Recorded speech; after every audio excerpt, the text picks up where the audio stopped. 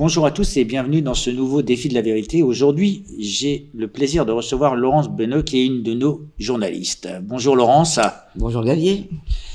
On va parler d'un sujet assez particulier parce que cette semaine est paru un article de Arrêt sur Image dans lequel tu figures.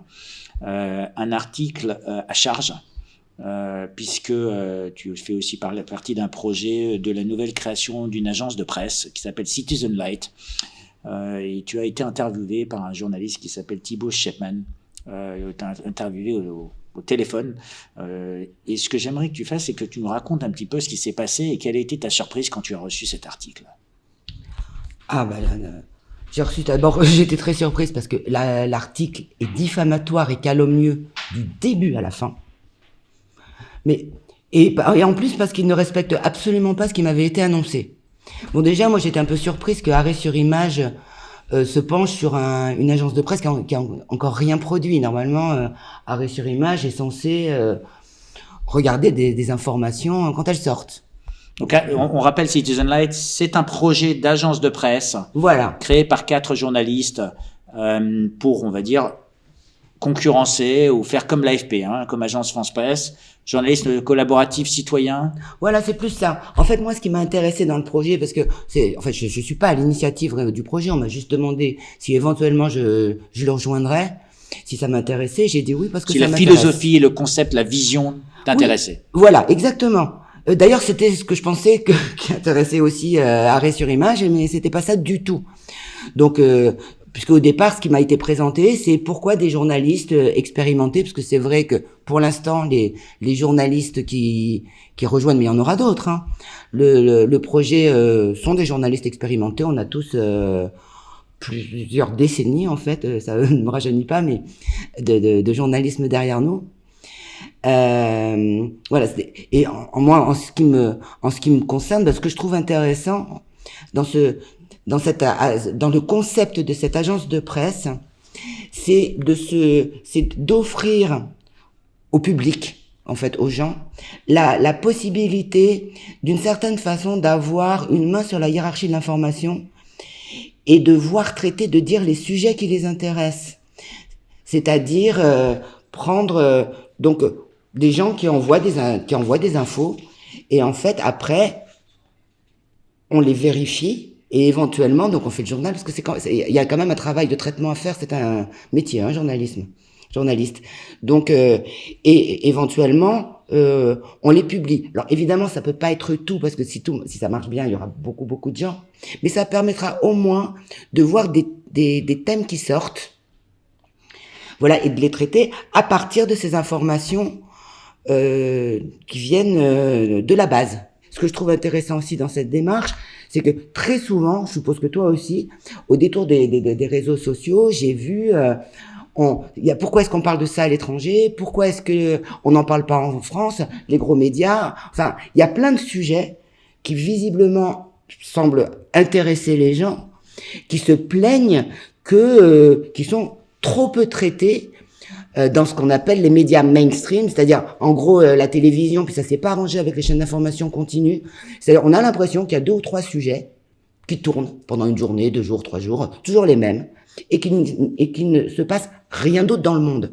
Alors que c'est pas vrai. Donc la sélection éditoriale fait qu'on ne voit pas d'autres informations alors qu'il y a d'autres informations. Exactement. Et des tas de choses des questions que les gens se posent, des informations qui en fait les intéressent. Donc évidemment, comme c'est un projet, il faut voir exactement comment ça va se construire, parce qu'en fait c'est en faisant qu'on se rend compte, qu'on apprend et que en forgeant qu'on devient forgeron. Exactement. Mais la démarche m'a semblé intéressante et c'est pour ça que j'ai dit pourquoi pas et que j'ai donné un accord de principe d'éventuellement rejoindre le projet en fonction de comment ça se passera. Et donc, Arrêt sur Image, donc il s'intéresse à un projet qui est en création, alors que d'habitude, il s'intéresse à des choses qui sont un peu plus stabilisées. Il s'intéresse donc à cette agence de presse Citizen Light. Et sur le titre, on voit après Hold Up une agence de presse de réinformation avec 3 journalistes expérimentés qui rejoignent Barnerias. Donc, Barnerias, c'est Pierre Barnerias qui est lui-même journaliste. Il a fait Hold Up. Mais pas que, bien sûr, il a fait plein d'autres films avec des journalistes expérimentés. Donc, est-ce que c'est en fin de compte Barnerias qui les intéresse plus que Citizen Light? Mais je sais pas ce qui les intéresse.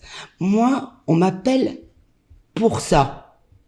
Donc je me dis, je vais répondre à ce jeune homme, enfin qui a l'air assez jeune. Je suis un petit peu surprise, mais parce que une des raisons aussi pour lesquelles Arrêt sur Image en général, normalement jusque là, enfin je pensais, s'intéresse aussi à des informations qui ont déjà été publiées, c'est que c'est la seule façon d'être factuel.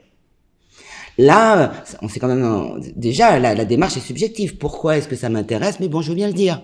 On peut rester. Mais ce qui s'est passé quand j'ai reçu l'article, c'est que ce n'est absolument pas ça. Et que la réponse à cette question, n'était pas du tout ce qui intéressait le journaliste.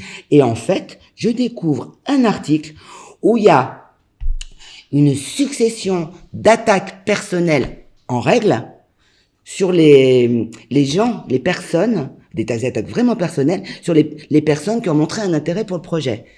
Donc c'est vrai qu'au départ, alors je suis un petit peu surprise par la désinvolture du titre, qui sont les journalistes qui joignent Barnerias. Bon, déjà c'est Citizen Light, enfin je dis ça, je dis rien. Qui joignent Barnerias, ça veut rien dire. Sinon on pouvait mettre son prénom, mais de toute façon c'est Papa, ça aurait pu être. Et puis après, pourquoi rejoint-on un projet d'agence de presse dont l'initiateur, Pierre Barnerias, est devenu en 2020 une figure de la complosphère avec son documentaire Hold Up? Alors déjà, ça commence pas bien.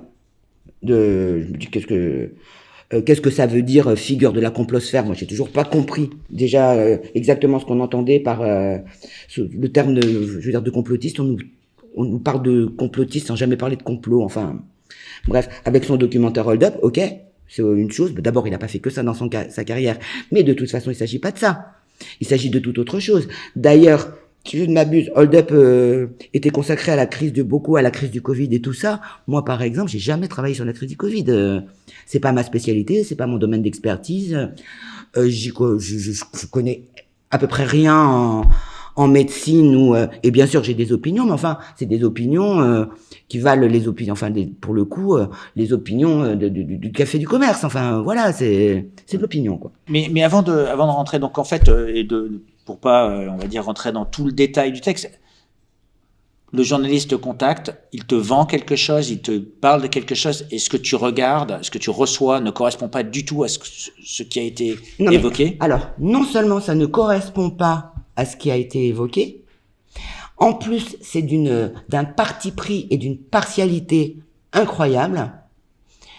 Et en fait, il fait un espèce de faux CV, parce qu'en plus, il s'est même pas renseigné, des journalistes qui participent. Donc des erreurs, des partis pris, de l'opinion. Ah mais en ce qui me concerne, je vais parler de moi. Oui, bien sûr. C'est faux du début à la fin. C'est-à-dire que, à part, il y a que à la fin, il y a quelques lignes qui parlent enfin de mon intérêt pour Citizen Light, mais le grand pavé avant, et ce n'est qu'une succession de diffamations, de calomnies, de mensonges, d'amalgames, d'approximations, et je dois dire que je ne comprends même pas que Arrêt sur Image ait publié cet article, parce que, bon, j'ai répondu à Arrêt sur Image, qui m'a promis qu'ils allaient, dans un long mail où je leur expliquais en ce qui me concernait pourquoi tout ça n'était que mensonge, voilà. Et ils m'ont promis qu'ils allaient publier, donc je leur accorde ça. On va voir s'ils le font, mais voilà. Bon. Donc, mais donc, je ne comprends même pas, de toute façon, qu'un rédacteur, ou alors ils sont tous en vacances, les rédac-chefs, j'en sais rien, qu'un rédacteur en chef sérieux ait publié, parce que ça se voit, je veux dire, dans la formulation de l'article, la façon dont tout est amalgamé, ça se voit, rien n'est sourcé. Il y a des gens qui sont soi-disant cités, on donne pas leur nom. J'apprends qu'il y a des gens, par exemple, qui connaissent bien telle affaire, mais on dit pas qui c'est. C'est les gens qui sont cités pour le coup, enfin, quand ils citent, c'est pour leur faire dire quelque chose, mais ces gens-là ne sont pas moi, donc Donc la base du journalisme pour toi n'est pas là. Ah non, mais on est le b.a.-ba de la profession. Quand tu l'as eu au téléphone, ce Thibaut Chapman, donc il s'est présenté comme journaliste. Il s'est présenté comme journaliste indépendant qui allait écrire pour Arrêt sur Image. Et déjà, il ne respecte pas ce que je lui ai dit, ça c'est vrai. Il ne respecte pas ce qu'il m'a dit qu'il allait faire. On commence par là. Après, alors il essaye de me faire parler sur des sujets où je lui ai dit, où je lui disais, mais ça c'est pas du tout dans mon domaine d'expertise. Comme par exemple le Covid dont tu viens de parler, voilà, tu viens de dire, tu n'es pas au courant de ça. Où je lui disais, bon bah voilà, ouais, moi il y a des trucs, je pense des choses, mais ça vaut pas plus que, que c'est ma boulangère ou c'est donc pas du. Tu peux avoir des opinions, mais c'est pas du travail des journalistes. Mais de toute façon, là, on parle pas de Citizen Light. Et après, il te parle quand même du domaine de ton expertise, qui est plutôt les. Bon, en l'occurrence, c'est la justice et c'est notamment la criminalité organisée qui s'en prend aux enfants, les réseaux pédocriminels et tout ça, qui est un sujet qui m'intéresse beaucoup. Je voulais bien en parler avec lui. C'est effectivement un sujet que je connais très bien, mais je lui disais encore, cependant, on ne parle toujours pas de Citizen Light. Moi, je veux bien me discuter. Tu t'as fait parler sur ta carrière, sur des affaires que tu as suivies. Il m'a pas fait parler sur ma carrière. Il m'a fait parler. En fait, on a un peu parlé des réseaux pédocriminels. Je lui ai dit 2-3 trucs, mais même ça, c'est pas ce que je lui ai dit qu'il a retenu. Lui, déjà, il commence un faux complot pédophile en début de carrière. Non, mais ça va pas la tête. Franchement, je comprends même pas ce que ça veut dire. Est-ce que ça veut dire que je faisais partie d'un complot pédophile? Et ça, c'est un titre, hein, en fait. C'est un titre. C'est le titre de ce qui, tu vois, du paragraphe qui va me concerner. Donc déjà, je vois ça, je me dis, mais de quoi il parle? Qu'est-ce qu'il raconte? J'ai jamais parlé de complot. Il n'y a jamais eu de faux ou de vrai, enfin, il n'était pas question de complot. Donc ça commence très très mal, parce que ça commence avec un gros n'importe quoi, qui veut rien dire. Après, il parle de Marcel Verslausen. Après, il écrit problème, tout était bidon. Mais qu'est-ce qui était bidon? C'est son article qui est bidon, parce que l'affaire de Zandvoort, elle l'était pas du tout. Il était très clair qu'il y avait un réseau pédocriminel qui était derrière cette affaire. J'ai été en Hollande rencontrer, parce que je me suis pas contenté des affirmations d'associations. J'ai été en Hollande, j'ai rencontré des policiers qui étaient au cœur de l'enquête, notamment la personne qui dirigeait la cellule de l'enquête de l'enquête sur Zandvoort, et c'est tout comme ça. Mais compte tenu de tout ça, il se trouve que Arrêt sur image, précisément, m'avait envoyé une journaliste que j'avais reçue au Figaro. Donc, je pense que ça devait être pour vérifier. C'était pas vraiment leur domaine, la presse écrite, mais peut-être comme c'était repris sur beaucoup de télé, enfin, j'en sais rien. Donc, toujours est-il que j'avais reçu cette jeune femme, j'avais ouvert mon dossier, je lui avais... donc, elle a regardé... Voilà, des éléments d'enquête, les documents qui étaient à ma disposition, ces documents abominables d'ailleurs, elle en a pas regardé beaucoup, enfin bref. Donc, voilà, donc il y avait des carnets d'adresses, il y avait plein de choses, et du coup, ils ont renoncé à faire quelque chose. D'accord. Et d'ailleurs, je l'ai... Arrêt sur image avait un peu tendance à aller quand ça allait pas, plutôt qu'à dire que c'était bien. Enfin, c'était pas exactement le but, mais pourquoi pas. Enfin, en tout cas, ils l'ont vérifié, mon enquête Arrêt sur image. Bon, alors que lui, il le sache pas, d'accord, mais il y a peut-être encore des anciens quand même. Surtout, le truc, c'est que dans notre conversation avec j'en ai quasiment pas parlé de Zandvoort. J'ai pris d'autres exemples, puisque il voulait, je lui disais, on parle pas de Citizen Light, mais bon, s'il veut parler de la pédocriminalité, c'est vrai que moi je suis une bonne cliente.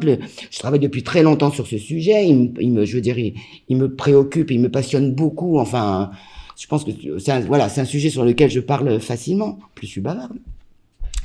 Mais c'est un autre exemple en plus. C'est d'autres exemples que j'ai pris pour dire que déjà à l'époque, on savait que ces réseaux existaient.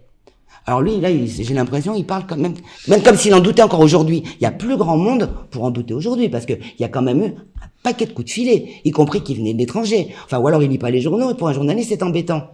Mais à l'époque, en fait, déjà à l'époque, il y avait, c'était juste pour lui dire qu'il y avait quelques officiels qui avaient menti droit dans leurs bottes, comme des arracheurs de dents, en essayant de créer un contre-feu, une espèce de polémique comme quoi les réseaux n'auraient pas existé, parce qu'il y avait déjà eu des affaires qui avaient connu des issues judiciaires, y compris en France, soit l'opération Cathédrale par exemple, mais sinon je lui ai parlé de l'affaire de Draguignan, qui était une affaire française, avec un réseau où il y avait beaucoup de Français qui ont été jugés et condamnés, qui importait qui a envoyé des enfants français aux quatre coins de France pour les violer, pour les filmer, etc., mais qui importait aussi des enfants de l'étranger.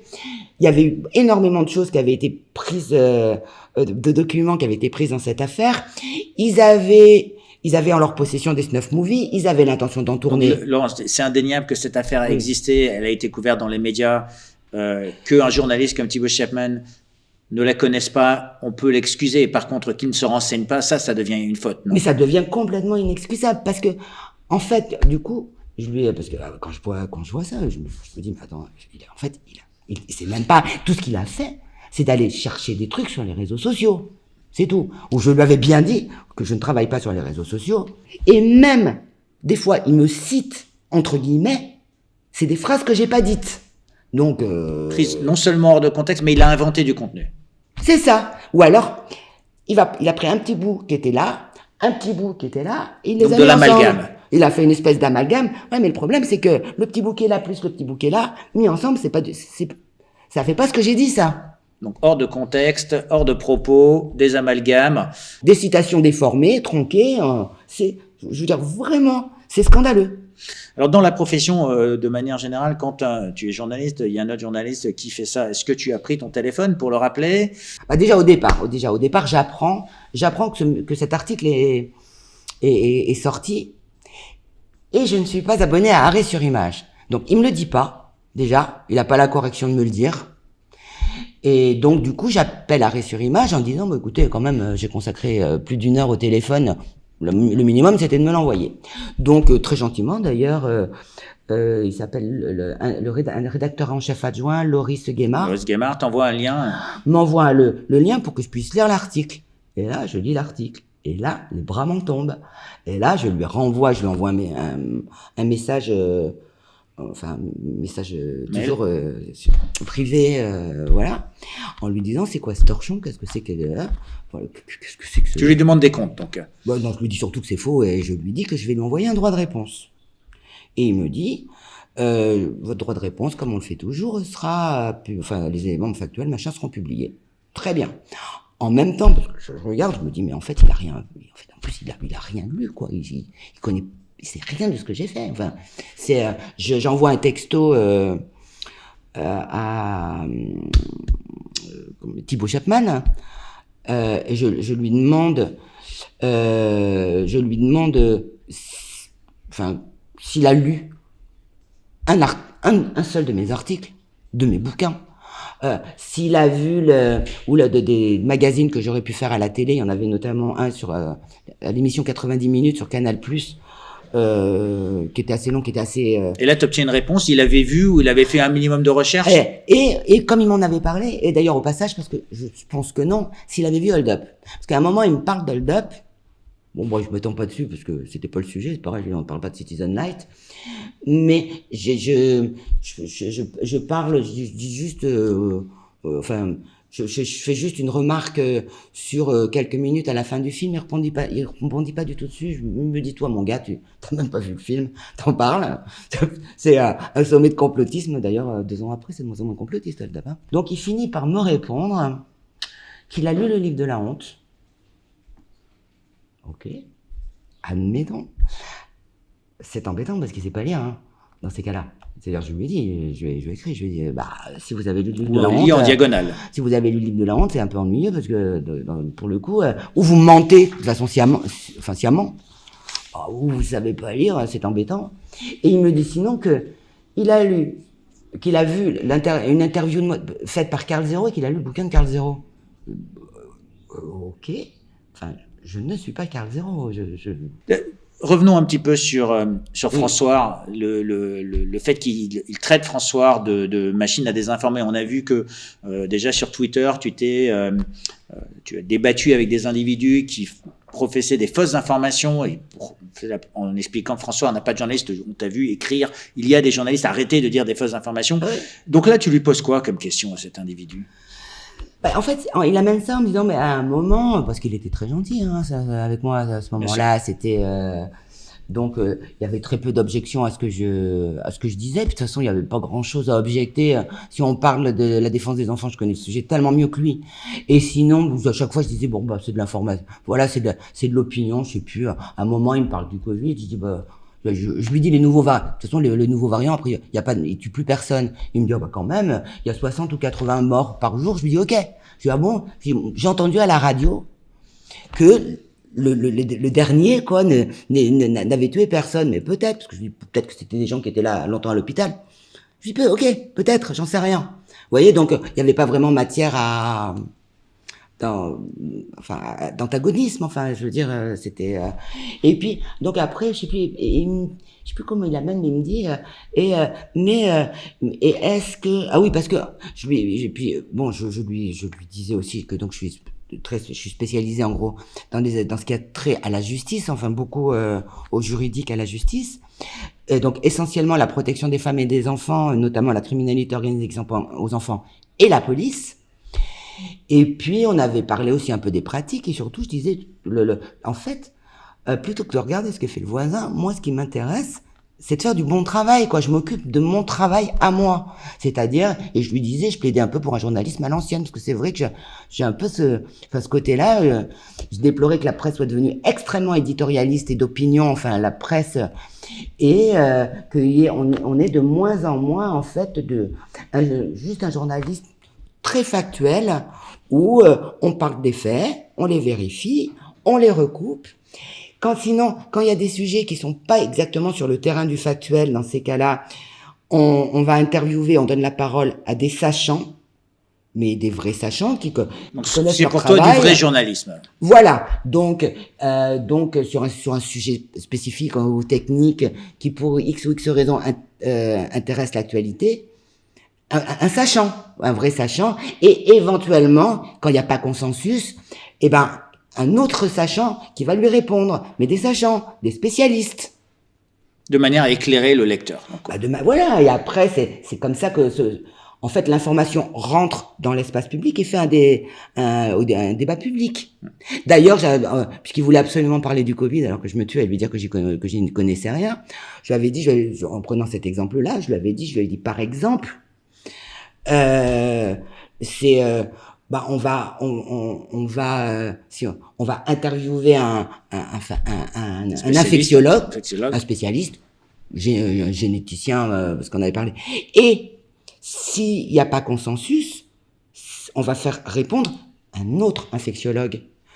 Ou surtout quand on parle de gens qui ont été chefs de service, qui ont de manière à avoir les divers points de vue. Un autre généticien, mais surtout et puis qui parle qui parle au même niveau, parce que je disais c'est quand même, moi j'étais effaré que des chroniqueurs qui connaissent rien, ou même des gens qui sont pas spécialistes du tout, se permettent de remettre en cause les travaux ou ce que peuvent dire des grands spécialistes. Enfin, je prenais, d'ailleurs j'avais pris exemple, je disais vous prenez quelqu'un par exemple comme le docteur Marty. On l'a vu. Je pense que à lui seul, il totalise il a de nombre de passages à la télévision. Il a pris un abonnement permanent. Que n'importe quel spécialiste. Je lui disais, bon sang de bonsoir. Enfin, j'ai rien contre ce médecin. Mais enfin, je vous rappelle quand même qu'il est généraliste. En plus, il doit pas voir souvent un médecin parce que je sache, il dirige une clinique, ou sinon, je sais pas moi, ou même d'autres, vous voyez, d'autres spécialistes. Je sais pas, c'est un peu comme si pour une pathologie cardiaque, on faisait parler à un spécialiste du pied. Enfin, on marchait un peu sur la tête. Et donc, je disais, je plaidais pour un journalisme aussi un peu à l'ancienne, et je disais que déjà qu'une bonne chose, déjà, c'était de se préoccuper de bien faire son travail, en respectant justement la déontologie et en essayant d'être factuel, en faisant attention aux gens à qui on donne la parole pour s'exprimer sur un sujet donné, en recoupant les informations. Donc, tout ce qu'il n'a pas fait, quelque part, dans son article. Quelque part, tout ce qu'il n'a pas fait. Mais moi, ce qui m'intéresse... Et donc, il me dit, oui, mais alors faire son travail, est-ce que ça peut aller jusqu'à accepter de travailler pour un média qui s'est fait une spécialité de donner des fausses informations, des fake news. Donc je lui dis, mais lequel? Alors il me dit François. Donc je lui dis mais François, vous me dites qu'il s'est fait une spécialité, mais d'avoir disséminé des informations fausses. Quoi par exemple? Et là il me dit il y en a beaucoup, il y en a tellement. Je lui dis justement ça va être facile. Alors quoi? Puis je vois il rame, il n'y arrive pas. Donc je lui dis mais juste une seule information. En plus, ça peut arriver, l'erreur est humaine. Même Arrêt sur Image, il y a quelques mois, parce que décidément, ils ont dit, ils ont sorti des grosses conneries c'est pareil sur. Mais l'erreur est humaine. Bref, donc voilà. Donc je lui dis mais quoi? Une seule. Il me dit non, mais comme ça, mais je suis sûr que si on cherchait, on en trouverait beaucoup. Ok, bon. Et il me dit, non, enfin de toute façon, pour le coup, c'est bien connu, tout le monde sait que Xavier Azalberg dit régulièrement,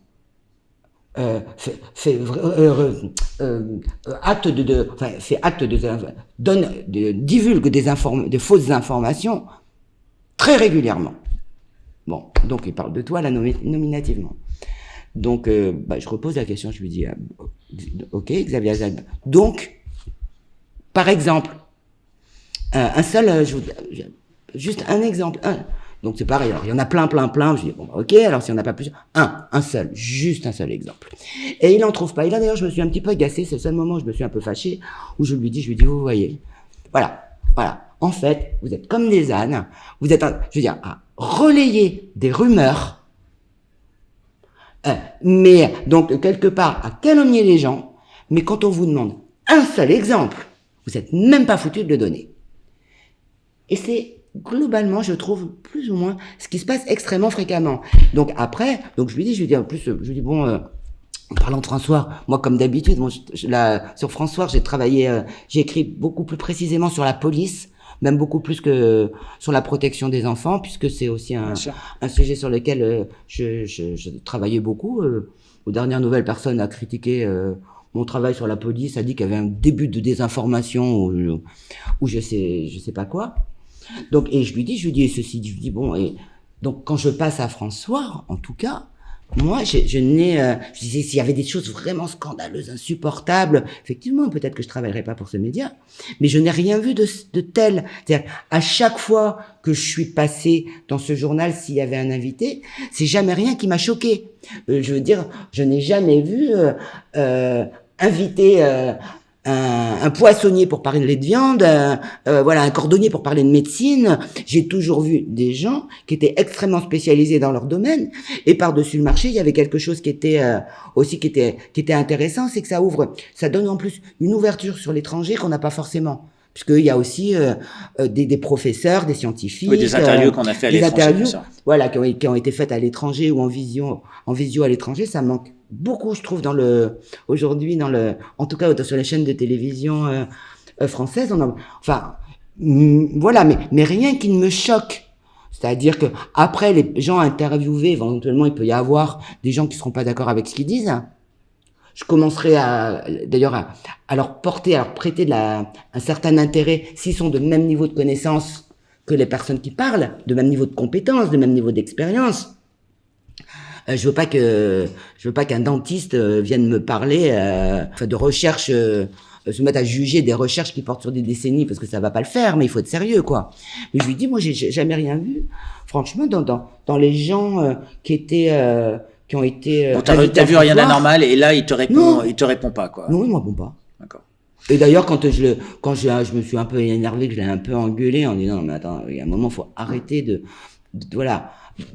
dire, de colporter des rumeurs, ou, en plus des choses qui sont méchantes, je veux dire, qui sont infamantes, diffamantes, avec tout le monde sait que, il m'a pas répondu. Il y a un truc qui m'a beaucoup frappé, comme ça, c'est juste, il attaque donc aussi Armel Joubert, alors bon, parce qu'il est catholique, enfin, so what, enfin bon, il y a tout un espèce de, mais, donc il le décrit comme quelqu'un d'un peu infréquentable, et il dit, et donc bien évidemment il a été invité par CNews chez Pascal Praud. Blasphème. Non mais c'est-à-dire poitrine voilà de Lèse-Majesté. non mais voilà le genre d'argument qu'on trouve. C'est-à-dire, on sait pas. En gros, c'est la preuve que c'est pas quelqu'un de bien. Il est invité chez Pascal Praud. Non mais Bon. où on va, quoi? On va arrêter cette interview. Merci beaucoup. C'est pas que je veux faire avec de censure, mais sinon ça devient trop long. Oui, ça devient trop long. Merci je suis beaucoup, d'accord. Laurence, et bon, merci à non, tous va de nous avoir suivis. Je vous souhaite une excellente journée. Je vous remercie encore de soutenir François à la recherche de l'information loyale. Bonne journée à tous.